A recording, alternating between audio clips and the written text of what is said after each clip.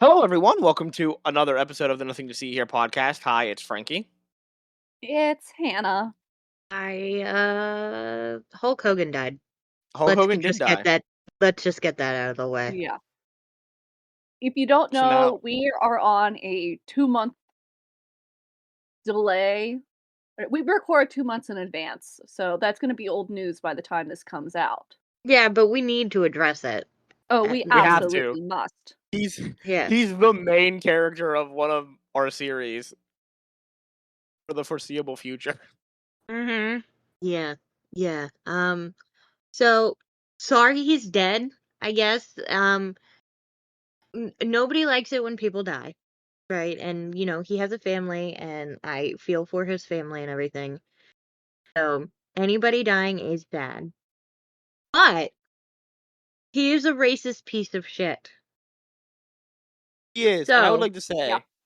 say to his wait, hold on, family. hold on, hold on, hold on, hold Okay, on, hold on. So while I feel bad for his family, I'm not going to overlook the fact that he was an awful human being too. So I can be sad that somebody is dead and feel bad for his family, and also think that he sucked. So we will Two continue things to can be be a right Hulk at the Hogan. same time. Yeah, we will continue to be a Hulk Hogan hate podcast. I'd also like to point out that his family has been saying, "Oh, stop calling him a racist" after he's died. Well, you know what? If he wasn't a That racist, doesn't we change wouldn't the have. fact. Yeah, If he wasn't a racist, no one would have been calling him a racist after he e- died. exactly. Yeah, it has nothing to do with disrespect. You just can't. You You can talk. Here's the thing. You can talk about how, and I've been hearing it all the time, especially Fox News, because I was with my dad this weekend. Um, but like talking about his great legacy. He was a great wrestler, sure, or whatever. Right? He was an impactful He wrestler. impactful, sure. Right? He did things in wrestling that should be, I celebrated, sure. I don't know. But how can you talk about the impact that this person had if you don't talk about the negative impact that this person had as well? There's no, you can't just do one or the other, and you can't be like, well, now that he's dead, we can't talk ill of the dead. Talk ill about the dead. We talk ill about Adolf Hitler all the time. As we should. As we should, exactly. Just because So, he's dead doesn't make anything he did good. right, right. So he can be like an impactful wrestler, and he can also be a racist piece of shit. They are not mutually exclusive. The So, only way you don't get shit talked after your death is to not be a shit person. yeah, be a decent fucking human being. How about that? Yeah, Sorry he's it's not dead, that hard. family. Yeah. Sorry he's dead, family. I am sorry. Losing anybody is really hard. And I can understand the grief and everything. But you also can't get on people's case because they're pointing out things that he actually didn't he claim Publicly he did. was a racist? Like, didn't he What did you say? actually say that I'm pretty sure he said that he was a racist. Like, he I said don't know that. if he said it, but he did say the N word quite a lot and talked about how he didn't want his daughter dating a black man. So That's pretty damn racist. Hold on, I'm looking this up. I don't think he actually said I'm a racist. I think he talked about like the times he used to live in. This is riveting content. I'm sorry. Well, talk about something else while I look this up. I really have nothing else to talk about. I just Wait, was gonna get to the. I found it. Hulk Hogan's racist tirade / sex tape. This is from USA Today. Uh, Quote: I am a racist to a point. Expletive, racial slur. Yeah, he said that in the actual racist rant. That's how he started it off. Nice. Yeah. I don't think that's what he started off. It said the USA Today quote says Hogan also said heinous words about the possibility of his daughter dating a black man. If it wasn't already clear enough, he also made sure everybody knew he was racist by uttering "I am a racist" to a point, expletive, racial slur. So he literally is a self-proclaimed racist. All right, I'm off my soapbox. Sorry he's dead, Hulk Hogan family, but another racist is also off of this earth. So. All right. Well, That ends the Hulk Hogan portion of today's episode. Also, And R.I.P. to instead, Ozzy Osbourne. I'll just say that just from, a rock and roll standpoint. I'm sad about that one. I don't But know if yeah, Ozzy Osbourne was older or younger than I thought he was when he died. how old was he when he died? Late 70s? Ozzy Osbourne was 76. Yeah, I can't decide if I think he was older or younger than I thought he was. Also, the only controversies that Ozzy Osbourne is known for was accused of promoting Satanism. Dope. And faced legal battles related to the accusations of inciting violence through his music. Also dope. I'm sure drugs too, but who also wasn't on drugs during Ozzy's time? You know. Let's talk about the other sad death if we're Wait, if we're bringing up wait, Ozzy Osbourne. and then he also bit the head off of a bat. But we had another sad death. Did Malcolm we? Jamal Warner died. Who the fuck is that? Anna, did you Oh know my about god. this? Yeah. Malcolm Jamal Warner played Theo Huxtable on The Cosby Show. Oh, I did know this. Sorry, I thought you were talking about a wrestler for a minute. No. I blacked out. No, he died on, as we're talking, Monday. But He drowned, right? he did. He drowned. He got caught in a Yeah. current when he went swimming on vacation with his family. And Another reason why we're not going to go in the ocean, apparently. yeah, another reason to stay away from the ocean. Yeah. That was really sad. That was shocking. He was young. He was 54. That was Yeah. a very tragic death, yes. Let's cheer up the room by talking about it got real sad after. a movie that makes Can us we all please happy. talk about the advert I sent? Oh, yes. So, Amanda and I Anna both said saw it. this together. Did we? She sent us the Cinnamon Toast Crunch cannibal serial killer Oh, yes. advert that we watched at the movie theater. Hannah, would you like to describe the ad? I just saw it for the first time today, and the squeal I let out upon seeing it. It's good. It's a good commercial. We have one it. piece of Cinnamon Toast Crunch, and he's in his little shady, creepy apartment. And he's monologuing about how delicious the Cinnadust tastes. And we go to the fridge, and there's just pieces of other Cinnamon Toast Crunch pieces. So they are confirmed cannibals. I Well, thought that we one knew is. this already. I That thought we one already is knew a they were cannibals. that one is a confirmed cannibal because and his parents seem to be disgusted with it. His dad was disappointed with him. But we saw that, Amanda, before watching Superman. Yeah, that was great. Yeah. What a By the way, it Superman was a was good commercial. yeah, Superman was dope, by the way. That Gen Z, ad or marketing person deserves a raise. Mm-hmm. They do. It's a good ad. It's memorable. I wish they would It make more ads like that. was memorable, but I'll be honest, I completely forgot about it after I watched Superman, and the last line of that was Superman saying, "I can be a real jerk sometimes." That Superman's adorable. I love him. The guy who plays him. Not actual Superman. Batman is my bias. Sorry. Sorry, You know. Superman. You know who my bias is? It's Scooby Doo. I was hoping you'd say that. Real comic book superstar. Movie superstar. Mm-hmm. Scoobert Doo. And we've reached not last time, but the last episode of release. We reached Amanda's pinnacle Yeah. with Cyber Chase. We've reached my pinnacle. Well, not yet actually. We're getting close to my pinnacle, but we're getting closer with this one. It's the live action 2002 Scooby Doo movie. The first live action media for Scooby Doo. Yay! It is fun as hell. I have a lot more about the production history and stuff because this is a real actual movie. Yeah. So let's get into it.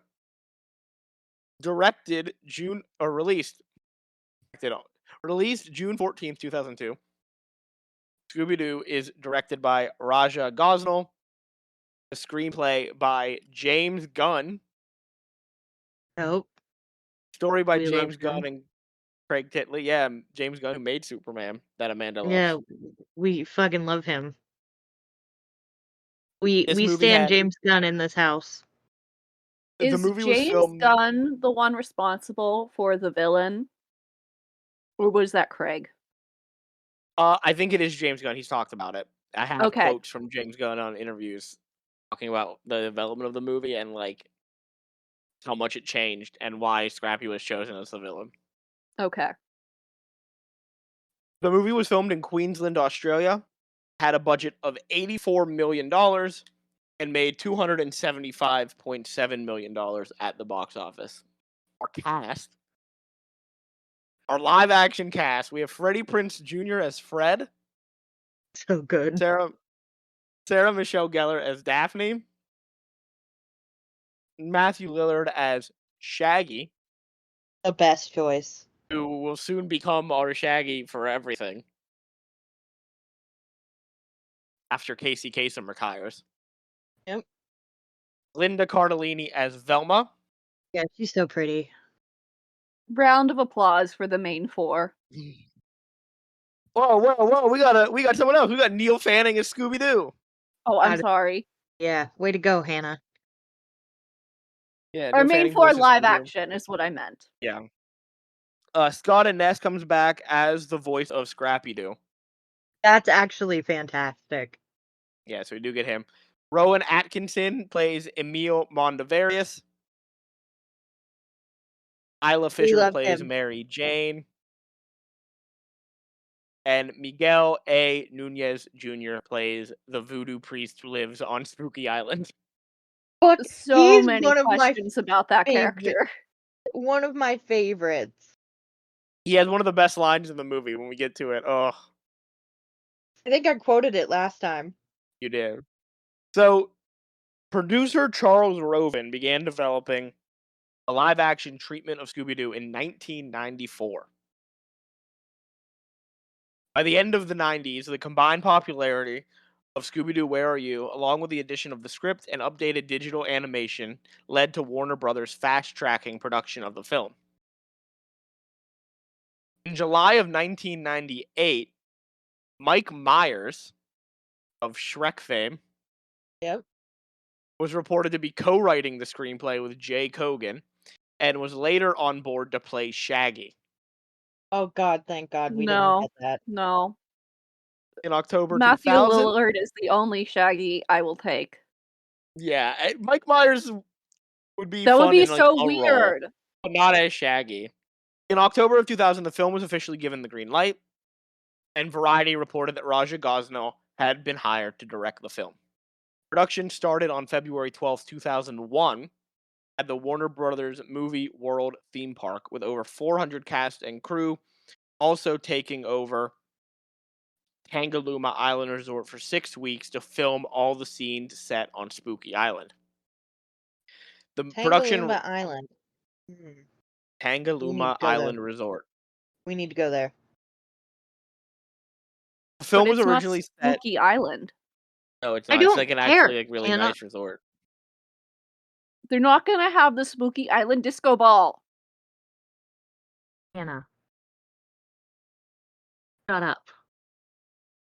The Let film was me go to originally this- set to have Let a me go much to this darker place. tone, poking fun at the original series, much like the Brady Bunch movie that had come out, and was set to have a PG-13 rating. Shaggy was set to be a stoner. There were a lot more marijuana references. There's a lot of stuff that was cut. I'm going to go through as much of it as I found. I had a deleted scene thing. Like when I had the VHS at the end of the movie, it played all of the deleted scenes. Not even all the What? deleted scenes are included on that. I know. According to Sarah Michelle Gellar, after the cast had already signed on, there was a change, and the film became more family-friendly. Gellar said her character and Linda Cardellini shared an on-screen kiss that did not make the final film. Oh man. It wasn't just like for fun, she said, explaining it took place in the body switching scene. Initially, in the soul swapping scene, Velma and Daphne couldn't seem to get their souls back together in the woods, and so they found the way. So the way they found was to kiss, and the souls went back into proper alignment. That's very 2000s coded. Oh, Yes. fantastic. In 2017, to celebrate the 15th anniversary of the release of the film, James Gunn revealed in a Facebook post that there was an R-rated cut of the movie, and that CGI was used to remove cleavage of the female cast members. He also revealed that in the original script of the film, Velma was explicitly gay, though the studio then watered it down to block any references to her sexuality. One executive explained it was because she wasn't gay in the cartoon, so there was no reason to add it into this adaptation. Well, she is gay in the cartoon now. She is now, yes. There's also a rumor that James Gunn confirmed was not true, and the story was completely fabricated as to, I don't know in this one if it's not true why he turned it down or not true from the entire standpoint. But the rumor for years was that Tim Curry, the role of Emil Mondavarius, Oh, but he turned it down when he heard that the movie featured Scrappy Doo. I would believe that. James Gunn said that's not true, but I don't know if it's true. My inkling is that it's not true that he turned it down for that reason, and Right. they wanted him, and it just couldn't happen. My theory would be probably like time constraints. Yeah. Wasn't this also around the time Spam-A-Lot was on Broadway? It might have been. They Yeah. filmed this Australia. in 2001 in Australia. So I don't know when Spam-A-Lot was on Broadway. It was in the early 2000s. I don't know if that's the exact time, but you have to think rehearsals, and then you're booked in that show for a year. You can't just take 6 months off to film a movie. Spam-A-Lot opened in 2005. Okay, never mind then. So I don't know what Tim Curry was doing in 2001. Maybe he was free and he just didn't want to do it. Oh, he was recording for Barbie and the Nutcracker. Was he actually? I don't Yeah. know. That came out in 2001. Let me see. He was also Scrooge. Scary in Movie the, 2. He did As Scary Movie Professor 2. He was in the Harley musical Dune version and of A Wolf Christmas Girl. Carol. Yeah, he was doing a lot. Yeah. So, like I said, there was originally intended to be more overt adult references that were cut out of the final film. Velma was ogling Daphne when she bent over. Fred would try to seduce Daphne under the pretext of protecting her. More explicit references to Shaggy being a stoner. Cleavage CGI'd away because the company was concerned that the movie would be given an R rating. There's even a scene, and this is out there, people can watch it, where Velma seductively serenades Daphne on top of a piano while wearing a bra embroidered with Rosie the Riveter. Yeah. There's a cleaner version of this scene on the VHS Yes. where she's she's just wearing a sweater over, like her usual sweater, I think. But apparently, according to Sarah Michelle Gellar, there was a scene in the original script that included a joke aimed at Fred's sexuality. Oh. She said, quote, "We were having a fight, Daphne and Fred, and then I yell at him, and that ascot makes you look gay, and I slam the door, and they cut that." Gellar said that she found that particular scene so funny, it was the reason she signed on to the movie in the first place. Oh, that's good. Were Freddie and Geller, were they already married at this point, or is this the film that helped them get together. married? Yeah. No, they were together. I'll get to that. That's one of the reasons they were cast. Scooby-Doo was all in this movie, in the 2002 movie, is a completely CG character. He was almost a puppet. I Jim wish he was Henson's a puppet. Creature Shop I built really a wish he was a full-size puppet. stand-in puppet, I don't. and it went I trust unused. Jim Henson. Yeah, I trust the Creature Shop to have made a good puppet. Yeah.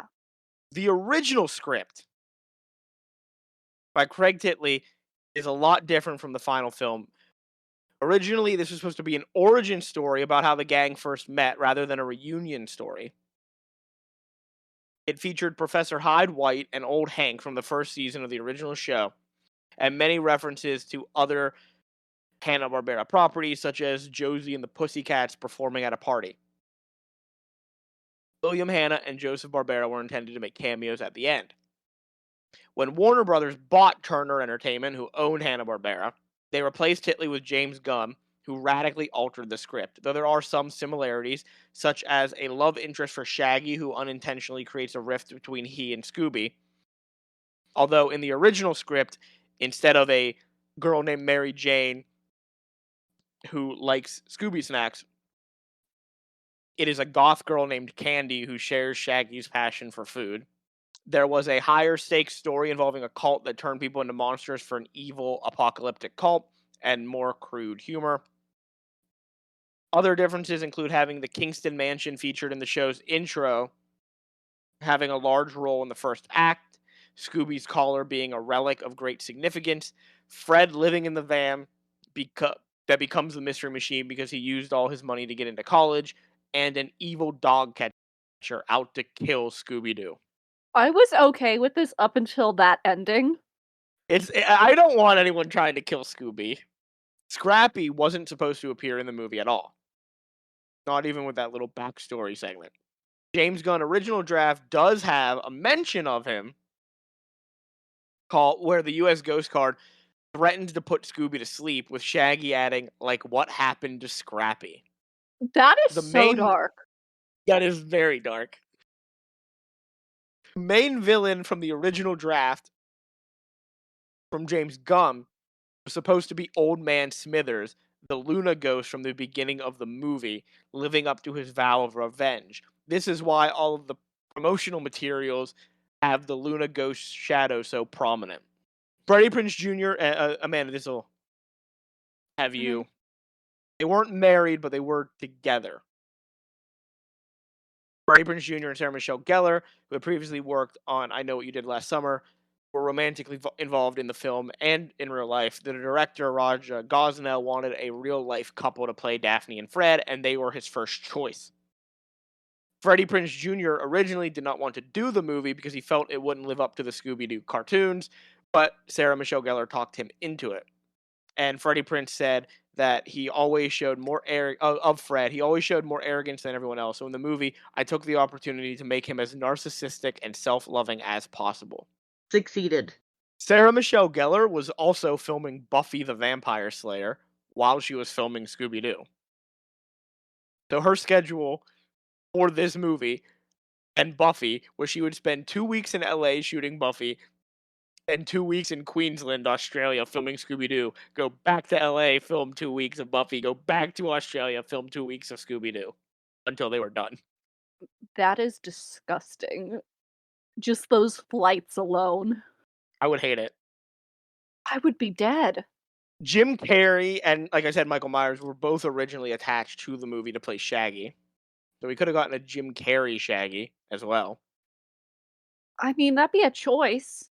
Lachlan Monroe was also rumored to be in the movie. I don't know if either of you know who Lachlan Monroe is. He was on our show that we all know. I'm trying to find who he played. Ah, there it is. There it is. It's everyone's favorite. It's Hal Cooper, the Black Hood from Riverdale, was attached to be Shaggy at one point. Oh, thank goodness. Or no, he auditioned for the role. So he could have been Shaggy. There is only one Shaggy. Why do you keep going on like this, Frankie? I don't know. The role was given to Matthew Lillard. When asked about watching several cartoons before playing Shaggy, Lillard responded, "Everything I could get my hands on. If I ever have to see another episode of Scooby-Doo, it will be way too soon." Apparently it And wasn't.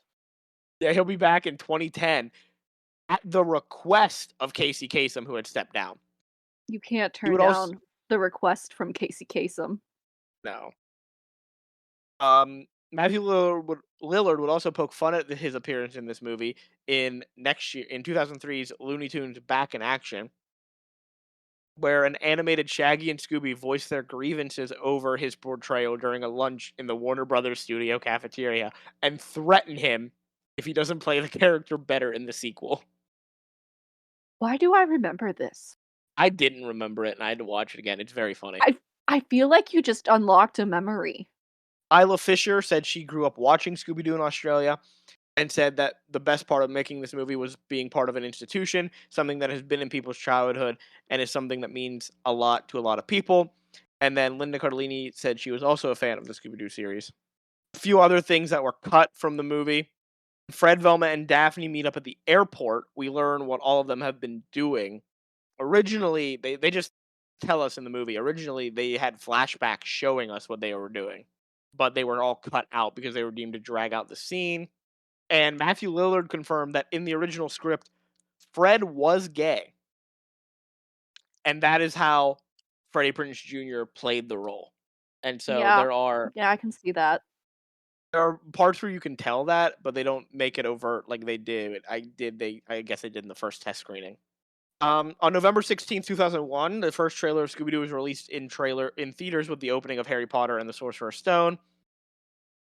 And the second trailer released with Ice Age on March 15th, 2002. A video game based on the film was released for the Game Boy Advance shortly before the film was released.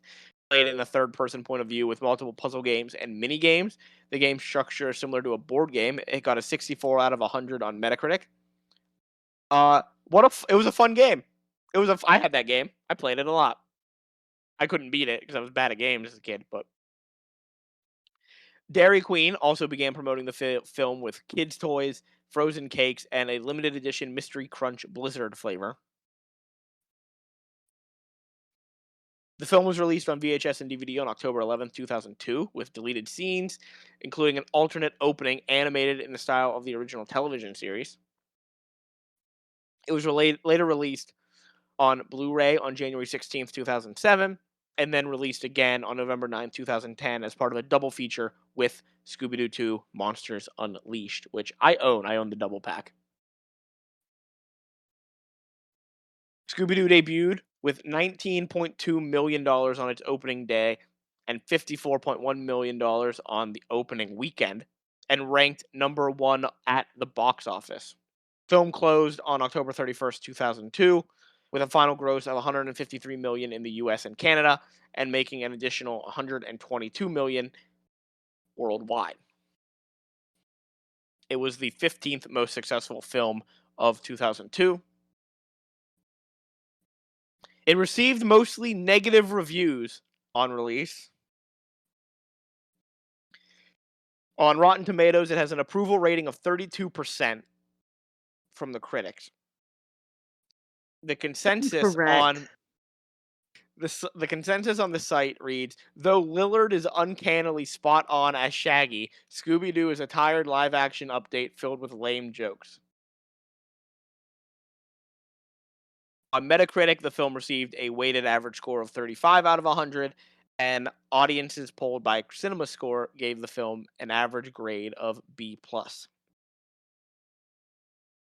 Roger Ebert of the Chicago Sun-Times gave the film 1 out of 4 stars, stating, the film exists in a the rest of us are aliens. The internet was invented so that you can find someone else's review of Scooby-Doo. Start surfing. Peter Travers of Rolling Stone said, get out your pooper scoopers. Due happens June 14th. Warn the ads for Scooby-Doo. And they say there's no truth in Hollywood. Chris Hewitt of Stop reading Empire this nonsense to us. gave the film 2 out of 5 stars. You don't want me to read any more negative ones? No! Hannah, back me up here. You want me to read a Even positive Even as a review? kid, I knew this was a bad film. Yeah, it's not good, but it's Excuse- enjoyable. I appreciate it as an adult because it has now become camp. Wow, I can't believe I'm hearing this. Whatever. There is one positive review that I have from the newspapers at the time.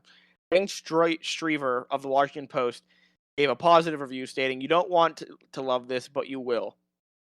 Although Scooby-Doo falls far short of becoming the blazing saddles of its generation, it's hard to resist in its charms." The only thing that is universally praised for this in this movie, Matthew Lillard's performance.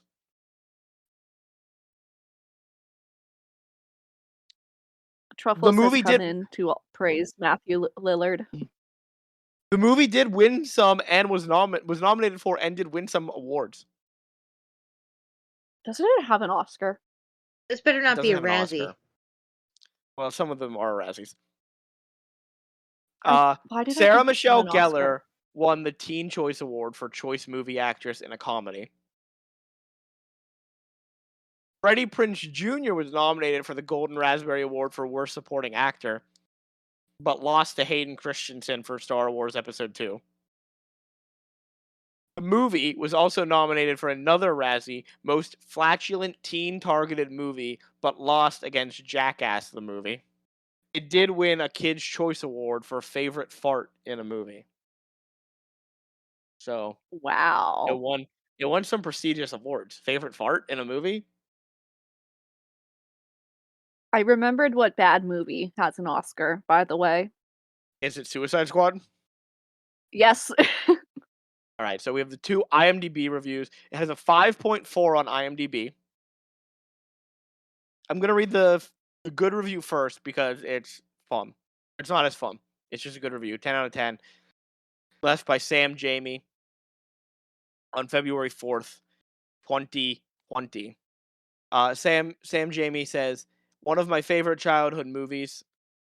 I have a lot of nostalgia for this film, and the rating is too low, in my opinion." Which I think Amanda would agree with.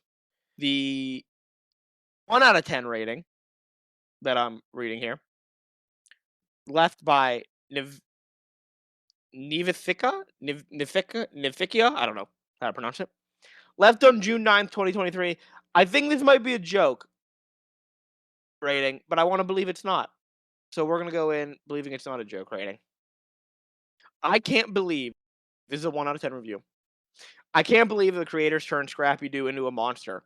It was right after he was loved in the other Scooby-Doo shows, like the Scooby-Doo and Scrappy show and 13 Ghosts of Scooby-Doo. I find this movie terrible because of the rude things that they did to Scrappy-Doo. That's why I'm giving this movie only 1 star, because of how they treated Scrappy. Someone turned Scrappy-Doo back into a hero. Everyone loves Scrappy, especially me. If they don't, Mystery Inc. will forget about Scrappy-Doo, our most beloved pup, our hero, and a nephew to Scooby-Doo. Please. I hate that. I hate that so much. By the way, I did find it. I thought I had it in here. Maybe I included it later, or I didn't save it in my document. But James Gunn does talk about why they chose Scrappy as the villain, and I think it was he personally has a strong dislike for Scrappy, and that's why he cast him as the villain. James Yeah, Gunn James really Gunn- sat down and said, "I'm gonna make history." Here's why. When he was asked on Twitter why he made Scrappy a villain, he responded, "Because Scrappy is just a completely fucking awful person." And then in another interview, he said, "He's a little piece of shit. I've had a few little kids who are very, very upset, though. Sorry, kids." And then when they were in the run-up to Scooby-Doo's release, he was asked about Scrappy. And the interviewer said, "Please tell me that Scrappy would not make an appearance in the movie." Gunn avoided his question, but maintained, "I can tell you I hate the little motherfucker with all my heart and soul." That is a beautiful quote. Mm-hmm. So, he does not like Scrappy-Doo, as none of us like Scrappy-Doo. Let's get into the movie, though. We get the Warner Brothers, the classic Warner Brothers opening, but then a bite is taken out of the WB logo. We hear laugh, and his dog replaces the Warner Brothers logo. It becomes a moon, and we're outside an abandoned toy factory. I'd like to point out one of the deleted scenes that I had on my VHS tape was the intro, which was an animated intro. And that was dope. That was originally supposed to, be part of the movie, and they cut that. The Luna ghost crashes through a window and has captured. Fred is busy swinging a rope around as Velma details the plan to capture the ghost. Shaggy and Scooby are hiding in a barrel to bait the ghost. Or no, they're gonna like push the ghost out in surprise, but the ghost realizes they're there, sets the barrel on fire, and they pop out. The Luna ghost goes to set them on fire again, but Shaggy and Scooby run away into the oil that's been spilled, into fallen oil, and they can't move. So they run into Fred, who's unable to spray the ghost because they've run into him. And so then he sprays Velma, who falls over the rail, gets caught in the chain that they were going to use to capture the ghost, and Fred is captured in the net. Shaggy and Scooby are still running away from the ghost. They run onto a skateboard, and it ends up on a conveyor belt as the ghost chases them. They grab onto a hook to avoid being smashed by the machinery, swing into the Luna ghost, and send them all crashing into a display of Pamela Anderson dolls. I just want to Fantastic. say, Shaggy being like a pro skateboarder, that feels like something it should have been in the original. I know like skateboarding wasn't popular in the 60s and 70s, but it fits the character too well. But he is an athlete, remember? A Yeah, world He class is an gymnast. athlete. I don't think those skills translate to skateboarding though. like, apparently they do. I'm just gonna go ahead and say this. Um, as a kid, I had the biggest crush on Shaggy. On Matthew Lillard Shaggy Shaggy. or Matthew Lillard? Matthew Lillard Shaggy. Okay. But after they crash into the display of dolls, the Mystery Machine and the cops just barrel into the factory. And out of the Mystery Machine walks Pamela Anderson. As a kid, I had no idea who that was. I had no idea either. I was like, who's this blonde lady? I was like, okay, so like she's involved in this mystery somehow. She's just pretty. That's it. I was like, who's this blonde lady driving the Mystery Machine, apparently? Fans come, like, barreling into this active crime scene to get signatures from Fred. And the media's there, and Fred says that the secret to success is teamwork, and that he always has a plan. And Velma whispers, yeah, my plan. I wish Velma just went off. Like, I wish have. she just exploded right in front of the journalists. No, because this is 2000. They would have made it like, you know, a woman's fault. Like, The ghost. I didn't think the of that. Luna- I hate that you're right. Oh, I know. yeah. We get the identity of the ghost. It's Old Man Smithers, who did all of this because Pamela Anderson refused to go out with the creepy janitor. He claims, though, to be a lover boy of George Clooney potential. And then he believe you. vows to get the gang. He vows to get revenge on the gang. And that was supposed to be the plot of the movie. He was the one who gets revenge, but he never comes back again. Velma can't believe Fred took credit for the plan, and they starts an argument between Fred, Velma, and Daphne. And Shaggy breaks up the argument. He's like, you know what? We all play an important role in the group, and they're all parts of a banana split. One of the best adult jokes. Well, this movie just has a slew of them, but the fact that did anybody notice Fred's face when Shaggy says, "Fred, you're the big banana"? I did Did not. anybody? You should see his face. But this comparison puts everything in perspective for Velma, and she quits. Daphne is upset because she said she was going to quit. And then Fred also quits, and they all leave Shaggy and Scooby standing alone with the Mystery Machine. And then, in a truly heartbreaking scene right here, Scooby asks Shaggy, do I quit? And Shaggy says, no, friends don't quit. 2 days later, we're on a beach with a mystery machine emitting a bunch of smoke, and Scooby is making a chocolate covered eggplant burger with hot sauce. In this Oh, movie, I'm Shaggy not is a pregnant. vegetarian. Yeah. Was I'm this not their apology to Casey Kasem? I don't know. maybe. I'm not pregnant, but the eggplant burger sounds good. A chocolate covered eggplant burger with hot sauce sounds good to you. It does for whatever reason. Maybe I'm just really hungry. That sounds horrible. You're incorrect. We hear a knock on the mystery machine, and it's someone asking for Shaggy and Scooby. They run out of the van, and Shaggy reveals that they are no longer detectives. Again, But you it missed turns out, the blatant adult joke, which is the entire. As soon as they run out of the van, there's just smoke coming out of the van like it's a hot box reefer van. yeah, I know, That's but we know what they hilarious. were doing in there. They were making chocolate covered eggplant burgers with hot sauce.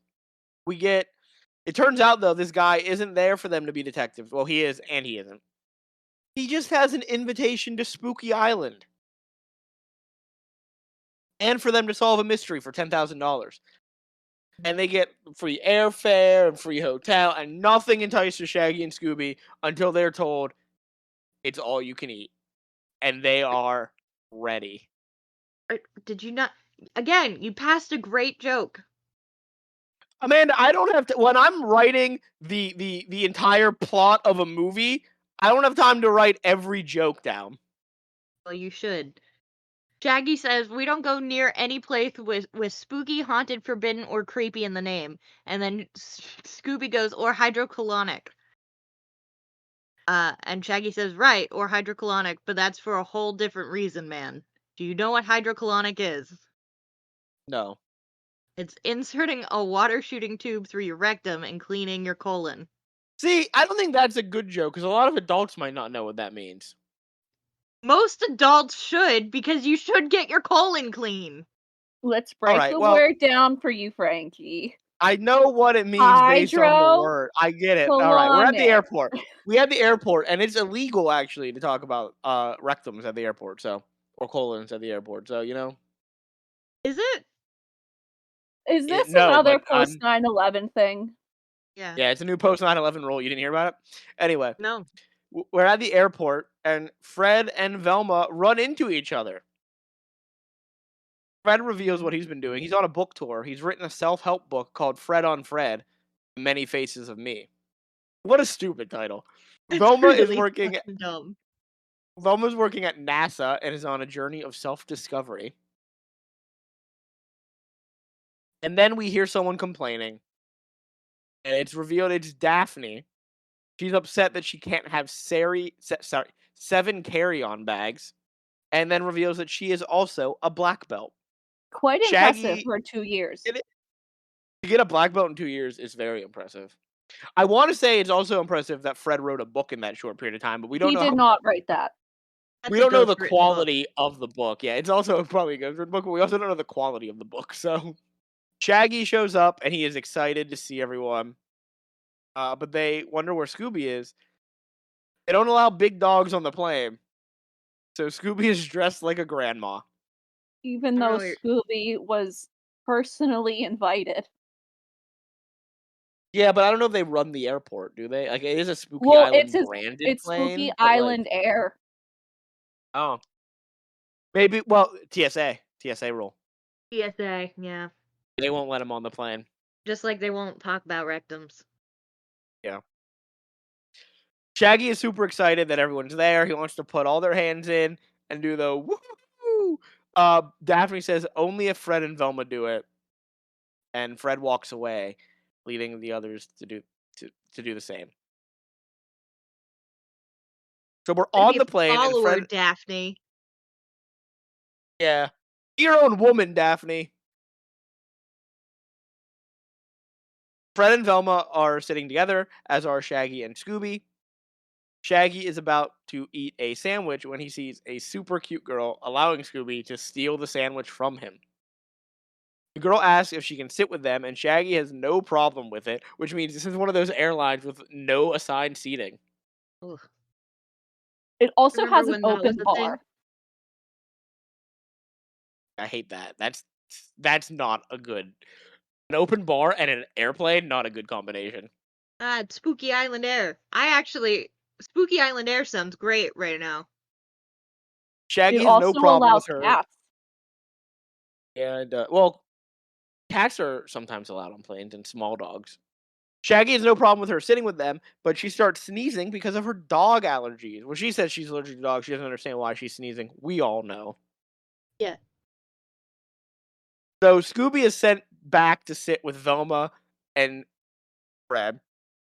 And Shaggy sees the girl eating Scooby snacks. And we learn her name is Mary Jane. Because it's marijuana. Do we get it? Do we all get the joke? That was so good. Such a good one. Scooby sits next to. This is my favorite joke in the movie. We peak early, I think. It's just Scooby and drag. No, when Scooby sits next to Fred and Velma, but there's a cat across the aisle, and he begins barking at the cat. And they're like, "You gotta calm down, or else you'll be kicked off the plane."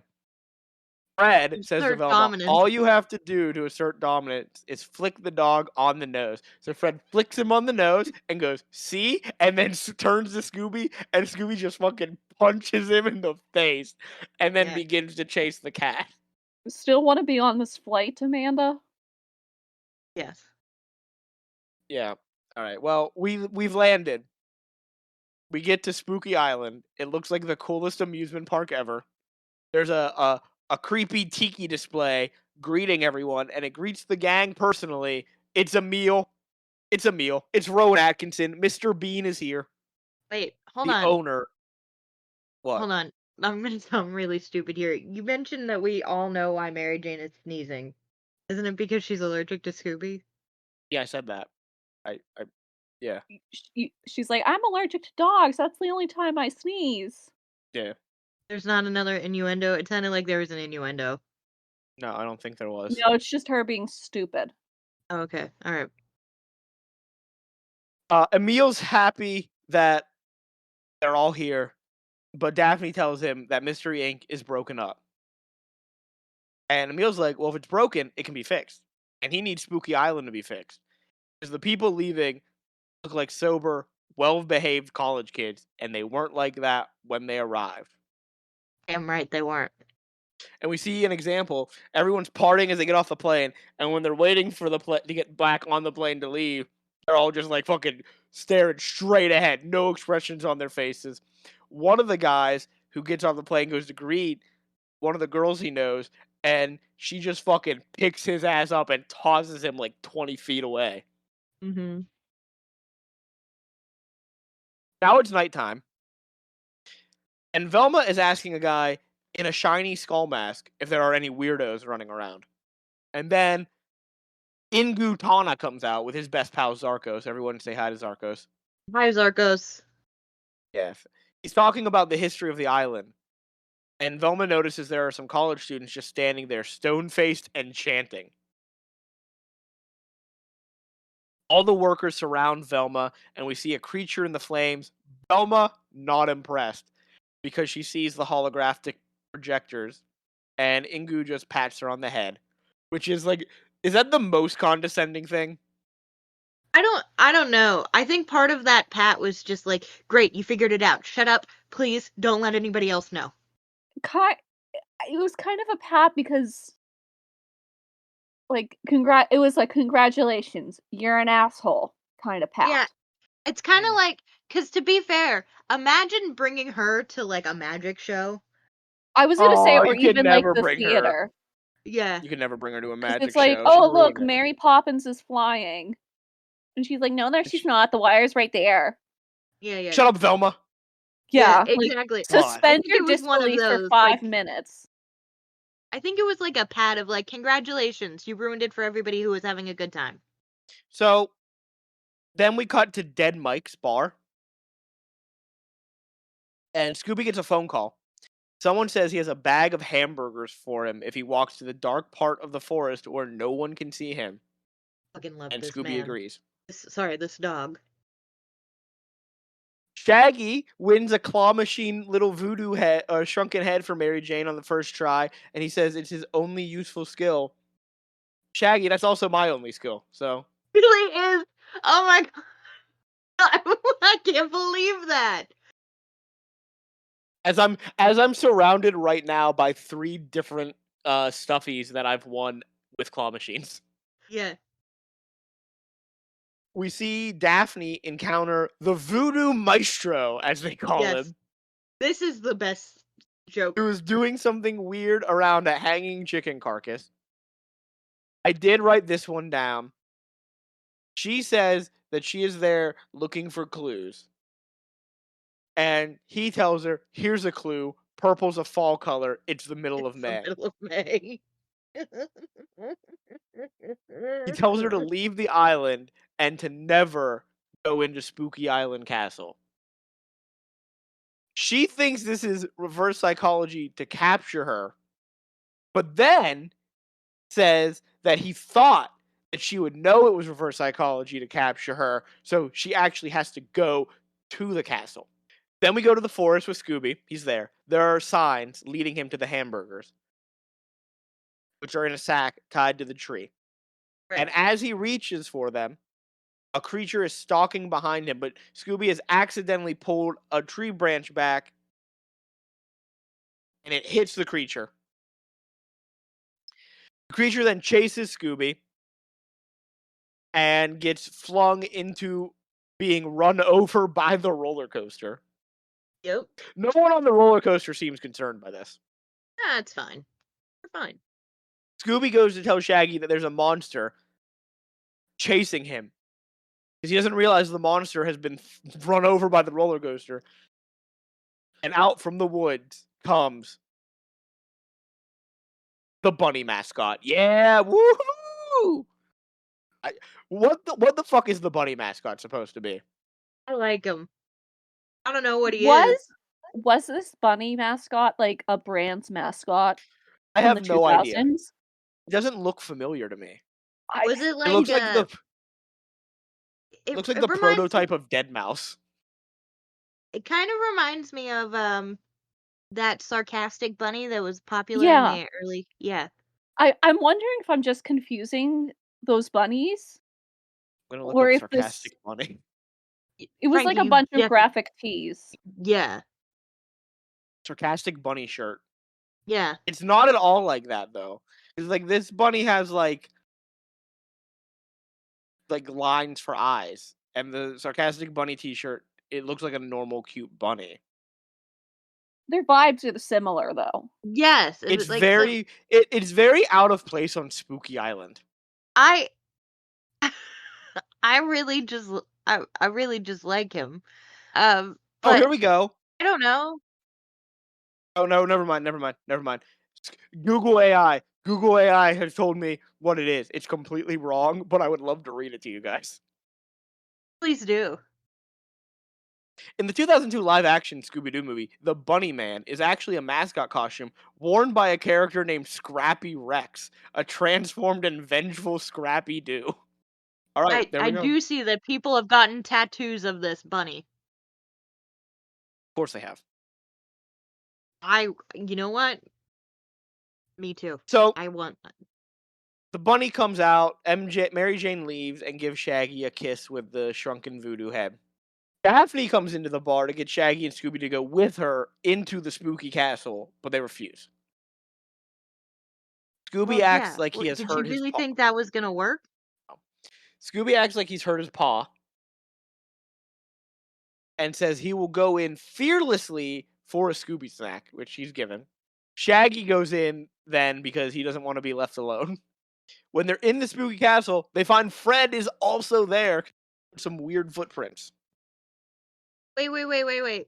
Whenever Scooby thought that the bunny man was the monster, did Fred yell at him already? No, that's later. Okay, alright. Daphne gets scared by an animatronic, and we find out that it's Velma moving the animatronic to scare her. And she's there because it's under construction and it's like abandoned, so this is where people would if anything was happening, this is where it would be. Yeah. Fred divides the team in his typical way of him with Daphne, Velma on her own, and then Shaggy and Scooby. And Velma says, so typical. So instead, it's Fred and Velma, Daphne on her own, and Shaggy and Scooby doing whatever it is they do. There's going to be a lot of quick cuts here, so let's get ready. Rapid fire here. Shaggy and Scooby end up in the dining hall portion of the castle. Then we go to Fred and Velma, and Fred says he never meant to pick Velma last, and we get one of the most iconic scenes from the movie. He says he's a man of substance. Dorky chicks like you turn me on too. Yeah. And we see that someone is watching them good. through the weird little goblin art piece. This man then turns the ride on as Daphne kicks open a door, and she celebrates like she kicked it open. She didn't. The ride turned on, but she doesn't realize this and gets hit by a ride car. Yeah. Shaggy and Scooby are attacked by the animatronic food, and Velma and Fred get trapped in a corridor with swinging axes. Shaggy and Scooby begin to eat. This ride was purposely made to kill people, right? I would ride this ride. I don't know. I Those would axes too, are but- real. Shaggy and Scooby start eating their way out, but the food is plastic. But who cares? They both drink out of toilets. Daphne is hurtling towards being impaled by a bunch of swords that are just sticking out. Fred is about to get hit by one of the swinging axes because they're like, oh, we're going to pull the books and use them because there's obviously a secret passageway with the books, and they're throwing all these books around, but they're not doing it fast enough. So Velma throws him a book. Fred grabs it, puts it in front of the axe. The book absorbs the hit, and he is thrown into the control room, stopping the ride and saving Daphne, Shaggy, and Scooby. Way to go, Fred. One last book remains. They take it off the shelf. It opens a secret passage into some school-looking room. Daphne finds a weird temple-looking room. And then we go back to Fred and Velma. He turns on a training video that has some fucking funky Sugar Ray elevator music going on. Fucking love Sugar Ray. The fact that they even show up in this, I'm so happy. Shaggy and Scooby then find a filming set for a kitchen. We go back to the training video, and it's teaching people who are young adults do's and don'ts. Velma sees that it is cult behavior and wonders who the leader is, and Fred suspects Emil. We go back with Unfair. Daphne, and she's in the cult room, weird temple thing, and in the middle is this metal pyramid. And so she grabs it off of the pedestal. She opens it up, has all these weird drawings on it, and she steals it. But it activates a trap. She's able to escape with, I guess, her black belt abilities. I don't know. She just moved quickly. Yeah, she was flexible. And she has the little pyramid thing. Scooby and Shaggy start having a burp and fart competition in the kitchen set. I remember laughing my ass off at this as a kid. I assume this is what won the I mean, the this best is fart. award-winning. Yeah, this is an award-winning fart scene, Amanda. Daphne walks in and looks like she's about to die. But Shaggy doesn't realize he is just farting in her direction the whole time. Well, Scooby does try and stop him. That's true. Scooby's trying to be classy and not fart in front of the ladies. Daphne, the guy who turned on the ride hits an alarm. Zarkos is back. He bursts in with a bunch of men. The gang all disguise themselves as the medieval, I guess, like they were medieval animatronics, so they take the costumes off of them and wear them. We get another fart joke. We get another fart joke because they fart in the night suit, and it echoes. And it doesn't it do something to the flame? Yeah, Isn't- there are sparks. Yeah, there are sparks. Zarko says it's time to summon the big muchachos, and they leave. The gang all leave the castle. They're super fucking hyped up and happy. They go to the hotel lounge. They encounter Emil and tell him they have 3 suspects. Ingu, the Voodoo Man, and You. Emil himself because he creeps Fred out. They tell Emil that this By the to way- his face. By the way, I don't know if it's here or earlier or later, but at one point Emil does scratch behind his ear, much like a dog would do. Yeah, they do have subtle hints. They have like one also- subtle hint. That is the subtle Well, hint. he yes. also. Well, no, there's also a small dog bed in Emil's office. I didn't notice that. Is there? Yes. Yes. So they all split up with jobs to do. Velma is to study the pyramid, and she's doing this in public At the bar. at the bar. Ingu sees this, and he begins his evil plan of playing a song on the piano. What is this man's job? Ingu, he's just weird. He's Yeah. just the weird dude on the island. But to be fair, Yeah. he can't have that job because the Voodoo Man's got that job. There's too many people who have the job of being the weird dude on the island.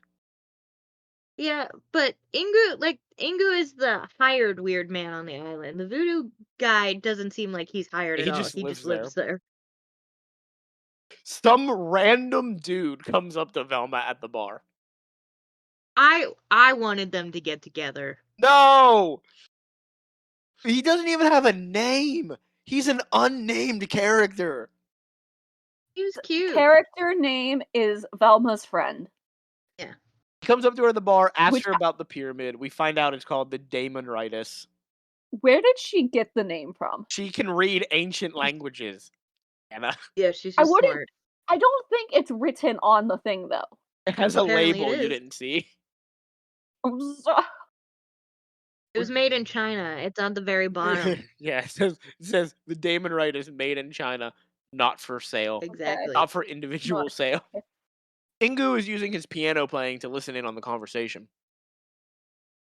Velma figures out that the pyramid is an instruction manual to an ancient ritual and she flashes back to the old days when the gang were all friends as she sips on her complimentary drinks and talks about the one family nut, Scrappy Doo. Yeah. He is adamant that ghosts are real and he's going to beat them physically. But then he starts peeing on Daphne. But wait a minute. Before he even starts, he says something which they really did throw a big balls joke into this movie. Well, this is Scrappy after looks he at pees Fred on and- Daphne. Because Are they're you like, sure? yeah, because he pees on Daphne, and then they're like berating him for that, and then he goes, you know what? He tells Fred he doesn't have the scrote for the job, and he will Allie, be yeah. the unquestioned leader, or he's out of there. And then he gets thrown You out. see him thrown out, and they Much leave. like he gets thrown off a train. Mhm. And then we find out that James Gunn agrees with us. Scrappy Doo was an unwanted child. yeah. And then we find out that Scrappy Doo is not a puppy. He has a gland disorder. So, Scooby, this is the scene you were referencing earlier, Amanda. Yes. Scooby sees another monster outside of the window of the lounge. He starts panicking. He's knocking over all the people and the furniture. He's hiding under a table. Fred starts yelling at him. He's embarrassed. He said, this is the most embarrassing thing you've done since you've cleaned your beans at Don Knotts' Christmas party. Mhm. He gets on the table. As a kid, I didn't know cleaned your beans. I just thought that was a euphemism. Mhm.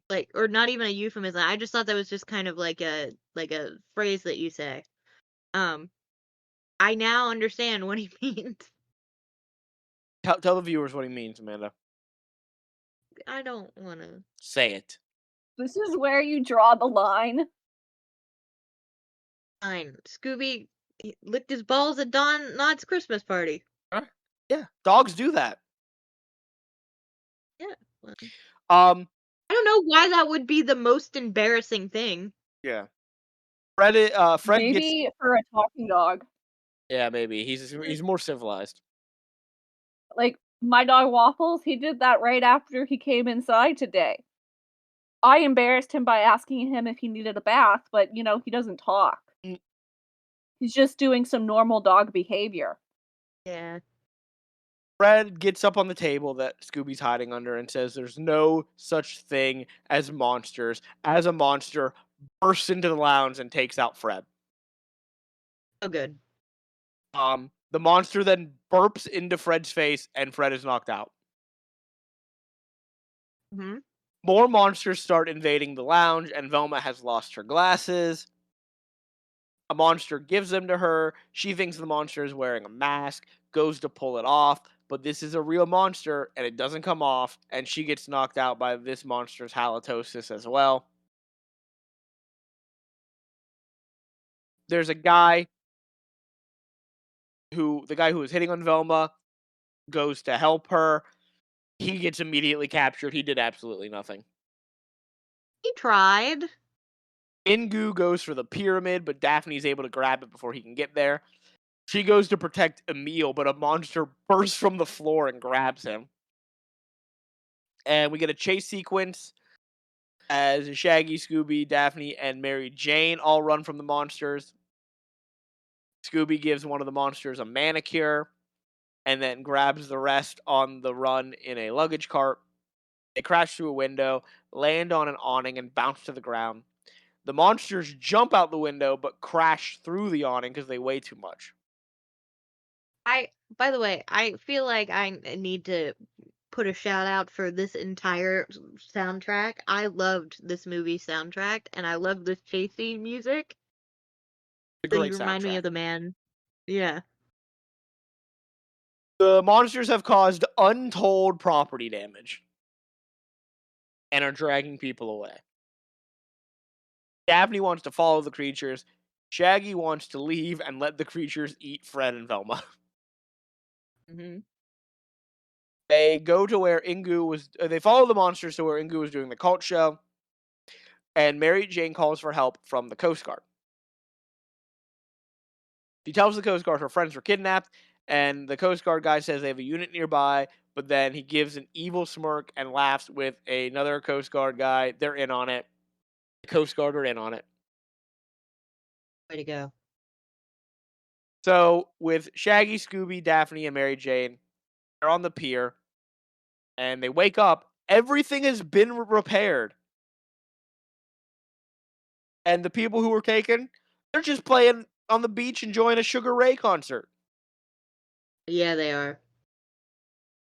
Daphne wants to split up, so the groups are Shaggy and Scooby, Mary Jane on her own, and Daphne on her own.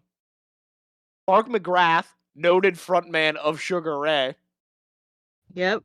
sings directly to Daphne, and she's very impressed and very into it. I would be impressed too, and I love this song. And then his eyes start Words weirdly to me. glowing, and she is no longer into it.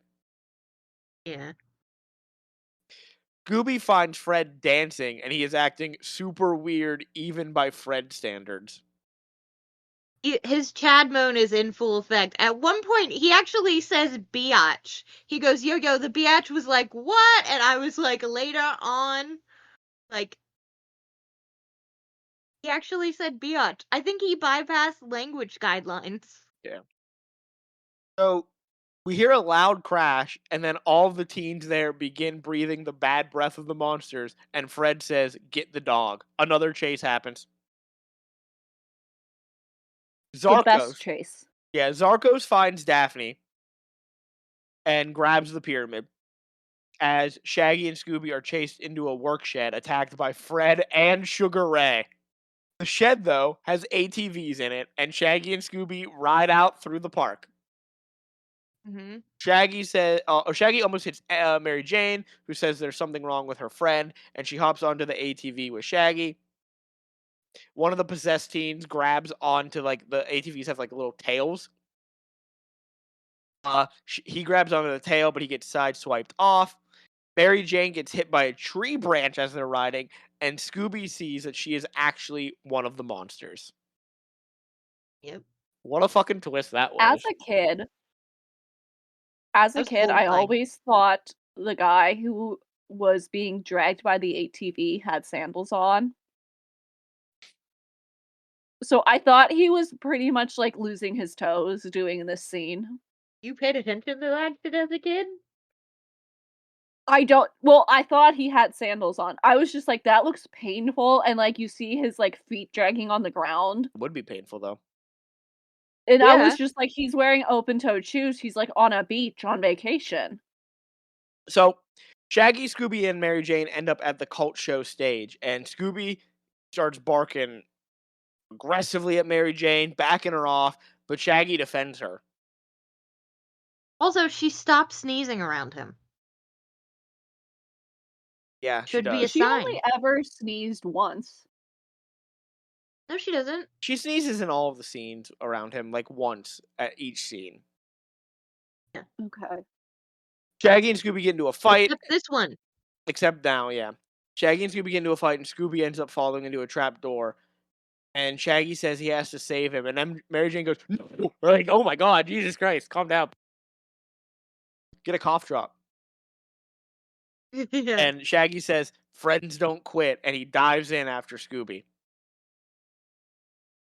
Shaggy finds all giant like hole with these weird things swirling around. And here's Velma calling him. It's the souls of the possessed. What do they call it in the movie? I just call them souls. What do they fucking call it in the movie, actually? They call it something else. But like, Protoplasma? yeah, protoplasm. Fuck it, it's their souls. Protoplasm. It's the souls of the possessed are all in there. He grabs Velma's soul, sends it off to her body. Velma gets her soul back and expels the monster soul, which becomes the physical monster, but he burns up in the sun.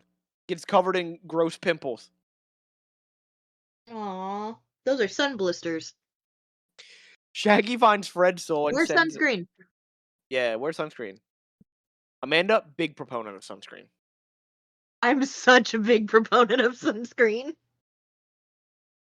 Shaggy finds Fred's soul, sends it off to his body, but it gets blocked by a door. Shaggy pulls out a soul of someone we don't know and says, "Sorry, I'm looking for my friends," puts it back. Pulls out Daphne's soul, who says she'll find her own way out. But he sends her off. And he finds the pyramid as well. Velma begins following the rest of the possessed group, one of whom is Daphne, and a soul enters Daphne's body. Velma kills the resulting monster and realizes that the monsters need the human bodies to survive in the sun. We then realize that Fred's soul is in Daphne's body as we see Daphne's soul go into Fred's body. But Fred is very happy about this and the entire time is feeling himself. It's so weird. Shaggy finds them He can all look in the at woods. himself naked. But like it's implied that By the way. they're together, so he's seen Daphne naked. Shaggy finds all of them in the woods, puts down the pyramid, and they all switch souls. Velma deduces that they will continue randomly changing bodies until they are all in the correct bodies. This is where the kiss scene was supposed to be with Velma and Daphne. They end up in the correct bodies, and a huge spurt of flame goes off. And who's doing it? It's the Voodoo Maestro. He's trying to do another ritual. Yeah. He informs the gang that the monsters are about to do their ritual, and the leader needs to absorb a purely good soul to complete it. And once complete, the creatures will rule for 10,000 years. Fred questions where they'll get a pure human soul, but Velma points out, didn't say human soul. And they realize that Scooby is the one whose pure soul will be taken. And they realize that Emil is the villain because he's the one who brought Scooby to Spooky Island. We go to Scooby. He's being escorted to Emil's office and given a full box of Scooby snacks. Sorry, that's wrong. A box full of Scooby snacks. They've been unboxed, put in a different box. Emil says he loves Scooby, unlike Shaggy. He says he has an important job for Scooby, but Scooby is busy. There's a cat with a bobblehead. Emil tells Scooby he wants Scooby to be a sacrifice, and Scooby is very impressed. He's very impressed with that job offer. We go back to the rest of the gang, and Shaggy informs them he's going to eat a Scooby snack and save his best pal. They all put their hands in, and they're going to rescue Scooby. And we get a little montage of them gathering supplies and setting up a trap, which revolves around the iconic disc head being hung in the cave where the ritual will take place. Shaggy attaches I'm Velma. gonna try and make this disco ball, I think. That'd be good if you can get it. Shaggy attaches Velma and Fred to the vat with cords, but it attaches to himself and becomes detached, and he ends up swinging into a dude in a vest and mask, and the vat is untouched. The ritual is about to start, and they are on the march. All the evil monsters in their human suits are on the march as Scooby is being fanned and fed snacks. Velma and Fred, they didn't get pulled up, so they're pretending quite badly to do the ritual with the rest of the people. As Daphne leaves the caves, and Shaggy puts on the other guy's costume and then continually knocks him out as he pretends to do the ritual dance. Fred gets caught because he keeps dancing when everyone else has stopped, and then starts doing the electric slide with Velma. They both get grabbed by guards, and then the guards grab the pyramid from Fred. They bring in Scooby on like his little like throne thing, and Shaggy reveals himself to Scooby. And he says to run for it, and Shaggy explains just being a sacrifice is not a good thing at all, and he apologizes for not being a good friend to Scooby-Doo. This is actually quite an emotional moment. It is. Also, Matthew Lillard is acting to nothing. Yeah, that's so funny. He's acting to an empty chair. But he's doing it very well. Matthew Lillard's a good actor. Yeah, props to Matthew Lillard. Most of his love that scenes man. are with nothing. Props to Matthew Lillard. Go see him in Five Nights at Freddy's too. I've been rewatching Criminal Minds. Matthew Lillard is a serial killer on Criminal Minds. Yeah, I know. I didn't remember that. I was like, oh my god, Matthew Lillard. I was like, oh my god, no, Matthew Lillard. He's also one of the bad guys in Scream. Well, I know that. That's like an iconic role for him. So as Shaggy and Scooby are counting down to run, a crane plucks out Scooby's soul and goes to place it in the pyramid to be absorbed by Emil. Emil begins absorbing all of the souls. Before he can get Scooby's, Shaggy jumps on the crane, knocks down Emil, and Scooby's soul escapes back into his body. Fred and Velma go to grab the pyramid, but reveal that Emil is a robot. And controlling that robot is Scrappy-Doo. Yep. Scrappy has absorbed enough energy to rule the world as he transformed into a muscle-bound freak, and he's brought the gang there to witness his triumph. All he needs to complete the transformation is Scooby, and he sends all of the possessed teenagers after Scooby.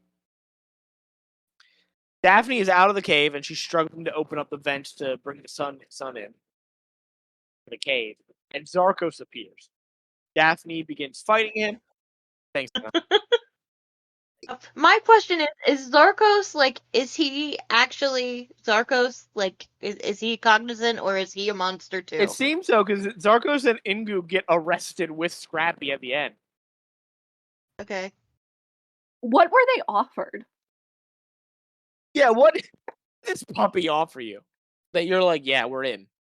Zarkos and Daphne start fighting again, and we get another chase scene as Fred and Velma go to spill the vat. Daphne is fighting Zarkos, and Scooby and Shaggy are running from the possessed teenagers. Fred takes out a bunch of the guards by like just whipping a chain around. It looks fucking cool as shit. It does. Call back to the beginning of the film. Mm-hmm. Shaggy pulls Scooby away from Scrappy, and Daphne is kicking Zarkos' ass. Shaggy and Scooby end up below the cave, like they're on the cave, like where the ritual is taking place. They're below, at a different level of the cave, and they find Mary Jane there, and she reveals that she's a monster to Shaggy. She knocks Shaggy out with her bad breath, her bad monster breath, and hands Scooby over to Scrappy. She picked Scooby up she picked Shaggy up She one-handed. picks them both up one-handed. Impressive. We go back to Daphne, who Zarkos. There's another reason to hate Zarkos. You ready? He's a Lex Luger fan. 'Cause he's got Daphne when he has Daphne like across his shoulders and is like jumping up and down with her. That's Lex Luger's Mhm. finishing move. The torture Ugh. rack. Can I just say, I kind of want to be put in that move because it's gonna crack my back and it's gonna feel amazing. I don't think it is. So Zarkos has Daphne. It looks like it would crack my back so well. It would not. Damn it. Daphne is in the torture rack, but she escapes and uses her new black belt skills to kick him into the opening. Or to kick him into opening the vent and falling into the vat, freeing the souls. What? You missed her line. Say the line, Amanda.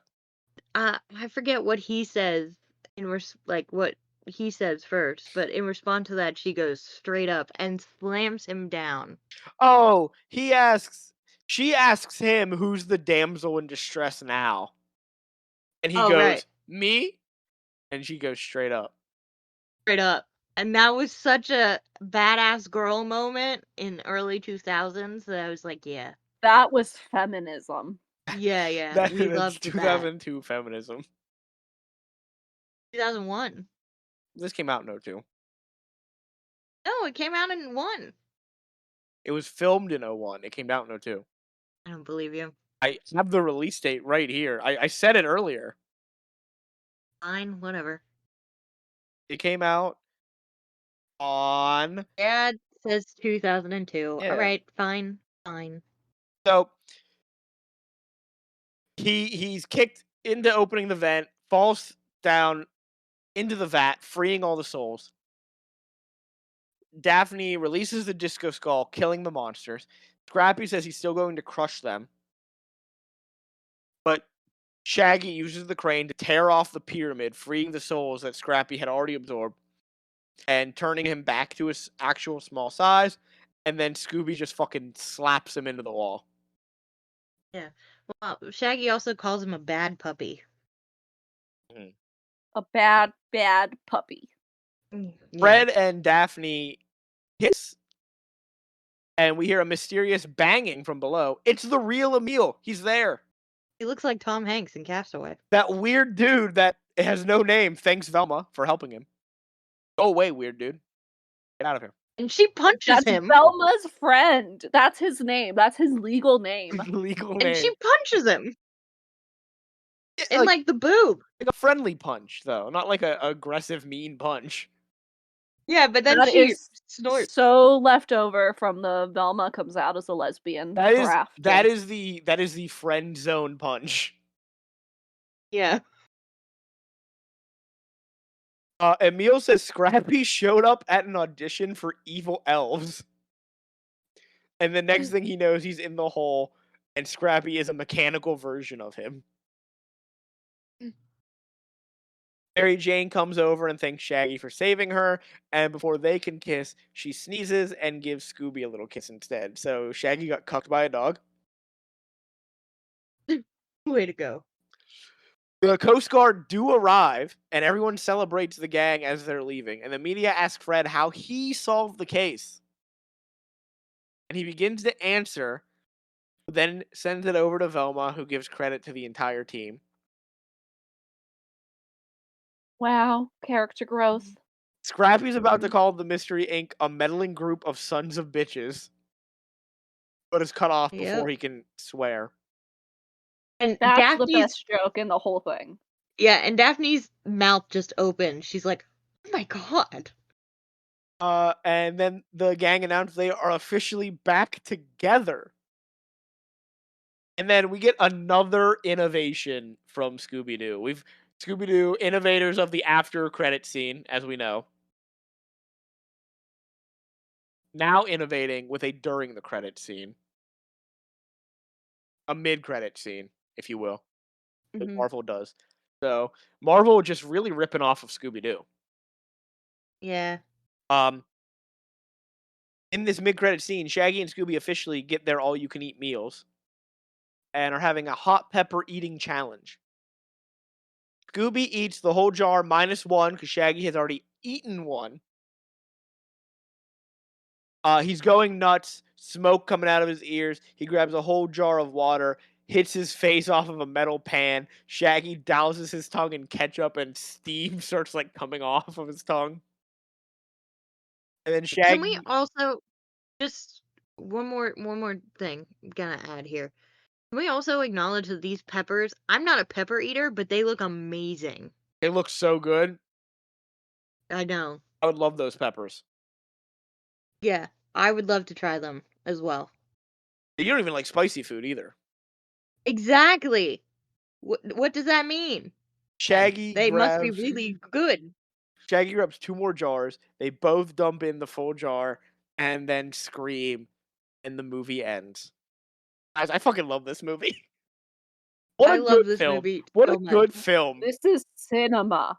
This is cinema. Where are we ranking this? Number We one. have to rank this. We have to rank this against the other Scooby-Doo movies. Oh, ooh. This is so hard. And you know what? Our number one movie currently is Scooby-Doo on Zombie Island, which is also a reunion story of the gang. Number one I- or number two? I think I'm gonna put it at number 2. I was gonna say number 2 as well. Okay. Alright. Scooby-Doo. Because I think you have to give it to Zombie Island for being a better written script. Yes. This is a lot of fun. This is such a fun movie.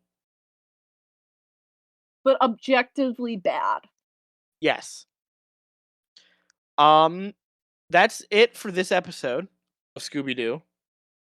Next month, we're back to a television show, guys. It's been a while. It has been a while, but 2002 saw not only the release of this movie, it saw the premiere of What's New Scooby-Doo. The Scooby-Doo that that was on for our childhoods. Mm-hmm. So we'll be reviewing 2 episodes of What's New Scooby-Doo. Amanda, you'll be taking us through the first ever What's New Scooby-Doo episode. There's no creature like Snow Creature. And Hannah, I didn't assign you an episode. There was no episode that's like No. assigned on the list. Have you picked one, or do you want to just do the final episode?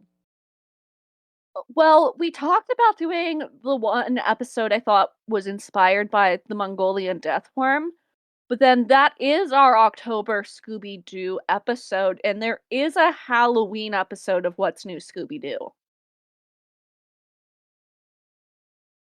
I think we should do the Halloween. So should we do the Halloween episode then? I think Halloween, Amanda. I have no. I'm. You don't care. I have I no think horse in we'll this go race. with the topical Halloween. All right. You'll have to Because give it us is the a good episode. title, because I don't know what it is. I don't know what it is either. I know Kiss is in this. That'll be our first of 2 appearances by Kiss then. Yeah. Weird. That has happened twice, huh? Mm-hmm. And also, I will be covering the Kiss movie and whenever we get to that. Hannah, you just a Kiss fan, or?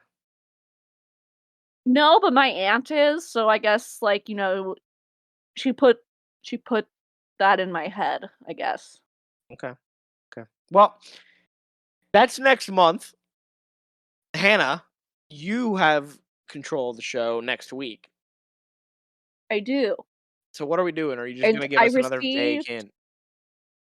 I received a trade offer.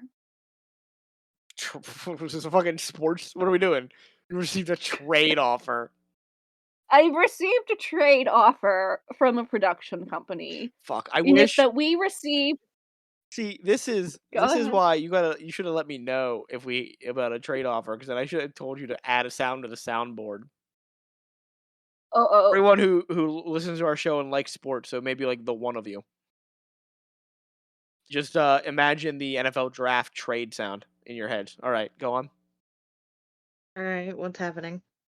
we received the most book accurate Phantom of the Opera movie, but the production company receives the right to not give any fucks when it comes to the animation. Oh no. No, don't tell me this. Don't tell me Barbie did a fucking Phantom of the Opera movie. It's not Barbie. Just tell him what it is, Hannah. We're gonna be reviewing 1988's TV movie of Phantom of the Opera. You gotta send a link of this, because I don't know where I'm gonna fucking find I this. do. I have the link. It's on YouTube. Yeah, I don't know what fucking, like, archaeological site we'd have to fucking go through to find it otherwise. No, it's on YouTube. 1988, did you say? 1988 animated Phantom of the Opera. Let me look at an image of this. I'm not gonna put it on, but let me just look at an image of this. Oh my god. Why did Yeah, it's not good. Why did they try to animate Lon Chaney? Jesus. I want to take back some of the things I've said about the movies Amanda has tried to show me. Amanda, I'd like to apologize to you thank you. personally. I really appreciate that you're apologizing. Maybe you'll get a little note too, depending on how bad this movie is. Ooh. An apology letter. What the fuck are you making me? Look, I'm looking at, like, why is he here? Like, I'm gonna send this to the Discord Send chat. it to our group chat. I'll send it to the Discord chat because I have it on my laptop here where we're recording. So I'll send it in. Why is he smirking at me? What's going on here? What's this fucker doing? I don't like any of this. Amanda, I'll apologize like a second time on air to you. I'm sorry, Amanda. I'm so happy Do you know that this is not. that I'm gonna have to add this movie to my list of movies that I watched this year, Hannah? Where did you put this? It's in the Discord chat. There's like a chat for where we're recording. You go to general. Oh, yeah. No, I've seen this movie. I haven't. So this is gonna go on my list, Hannah. You're welcome. This is gonna be movie number 33 because I'm seeing a movie on Friday. This is gonna be movie 33 of the year. This is what you've done to me. You've already added 2 movies to my list. Yeah, and I thought. it is the most book accurate adaptation. Okay, that means nothing to me. Sometimes books shouldn't be made into movies accurately. Mhm. The original How to Train Your Dragon book would be a dog shit movie. You really upset him. I thought this was gonna be, for a minute, I heard Phantom of the Opera and I thought it was gonna be that really bad 80s movie. Where it's like the Phantom of the Opera, but it's in the 80s and a radio station. What if instead of watching this, Anna, to really sell it, this is your October episode, right? This is my September. Oh, it's your September episode? Yeah. So, but still, what about this? Instead of this Phantom of the Opera, how about? Oh no, this will be stepping on Amanda's toes, and we'll watch it eventually. Never mind. What is it? I was gonna throw out. What were you gonna say? I was gonna throw out Phantom of the Megaplex. Ooh, A real film, but we'll watch that eventually. that is tempting. We will. But that's part of Amanda's journey. Yeah. Don't If touch we my ever journeys. get there. I'll make sure we get there. I'll fucking burn through some Disney movies to get to Phantom of the Megaplex. All right, well, Nope, we're gonna watch an animated Phantom of the Opera. that's your homework, fans. Watch the 1988 Phantom of the Opera, which It's we're all only gonna like watch. 48 minutes. Oh, that's not even a movie then. How is it It the was a most? TV film. Sorry, how is it the most at 48 minutes? I read that book. It's not that. No, but they cut out a lot of the boring stuff. They cut out a lot of the boring stuff and just let the Phantom be a little creep. Mhm. Okay. Well, join us for that. Is there anything else we'd like to talk about tonight, or are we gonna wrap up? I think I've ruined the night I've for ruined my Frankie, mood, so I yeah. guess we're done. Mhm. All right. Well, as of recording, we are on YouTube and Spotify. If you're listening to us on YouTube, remember to like, comment, subscribe, hit that bell for notification so you know when each episode is uploaded. If you are listening to us on Spotify, remember to follow the show, leave a rating and a review, and answer the Spotify question. What should the question be? I don't know. Neither do I. Hannah, you got any ideas? Oh, but my cat just knocked over something, so What I'm what gonna is the deal with cat's that. question then? Does the cat have a question? Uh, Um, what kind of punishment does John Lauren deserve right now? No No, punishment. no. ooh, Oh, would you have preferred the R-rated cut of yeah. Scooby-Doo I got one. Which cut? or something to Which that cut effect? would you prefer? PG, PG-13, or R? There was a PG-13 There we cut as go. well. Yeah. So that's our fan question for Spotify listeners. No matter where you're listening, though, remember to share the show with people you think would enjoy this. If you would like to send us an email where you can give us some comments about the show, you can ask us some questions that we'll answer, or you can give us ideas for future episodes, you can shoot us an email over to And nothing to see here podcast at gmail.com. As always, here is spelled Hear. And if you would like to see some great art done by Amanda, some really funny memes made by Hannah, see images of all the things that we discuss in our episodes. You won't see it, but maybe that smirking little phantom will show up in Hannah's episode. You can Yeah, find the Phantom will be there. all of Well, that. there are two fandom movies that I actually thought Hannah would cover before the animated one. One of them is The Phantom of the Mall, Eric's Revenge, from I've never heard of that. 1989. Oh my god, it's fucking hilarious. Gets revenge. And on the them. Okay, other one is well, Phantom of Paradise, in which a music producer is tricked into sacrificing his life's work, and in revenge, he dons like a persona, which is like the Phantom, and he like haunts the radio station or whatever. Um, it was a also box don't office know that failure, one. but based on Phantom of the Opera and The Picture of Dorian Gray. All right. Well, I'm intrigued. Never heard of it. you can find Phantom of the Paradise. all of that and more on our Instagram. Well, you can't find the Phantom of Paradise on our Instagram. He's not there. But you can find all the other stuff I mentioned and more over on our Instagram page, which is Nothing to see here pod. that's all of business taken care of. Everything we're going to discuss. So so goodbye and good night. It's Frankie. It's Hannah. Go watch the Scooby-Doo movie. Way better. Watch it. Bye. Bye. Bye.